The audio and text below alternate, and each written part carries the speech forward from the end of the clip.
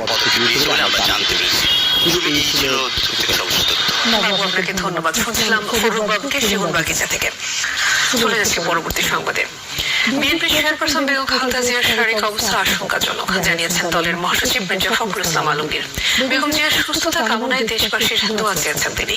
শনিবার দুপুরে হাসপাতালে বেগম খালেদা জিয়াকে দেখতে গিয়ে টেলিফোনে সাংবাদিকদের এসব কথা বলেন। হঠাৎ শ্বাসকষ্ট বেড়ে যাওয়ায় শুক্রবার দিবাগত রাত 3:30টার দিকে অ্যাম্বুলেন্সে করে এভারকে হাসপাতালে নেওয়া হয় বেগম খালেদা জিয়াকে। চিকিৎসকদের পরামর্শ অনুযায়ী সাথে সাথেই তাকে করোনারি কেয়ার ইউনিট সিসিইউতে ভর্তি করা হয়। সকালে বেগম খালেদা জিয়ার ব্যক্তিগত চিকিৎসক জানান, মেডিকেল বোর্ডের নিবিড় পর্যবেক্ষণে আছেন বিএনপি চেয়ারপারসন। সার্বক্ষণিক মনিটরিং করছেন চিকিৎসকরা। গত 2রা মে স্বাস্থ্য পরীক্ষার জন্য এভার কেয়ার হাসপাতালে গিয়েছিলেন বেগম খালেদা জিয়া। তখন চিকিৎসকরা তাকে সিসিইউতে রেখে 2 দিন চিকিৎসা দেন। এর আগেও গত 2রা এপ্রিল রাত 3টার দিকে তাকে একই হাসপাতালে ভর্তি করা হয়েছিল। 79 বছর বয়সী বেগম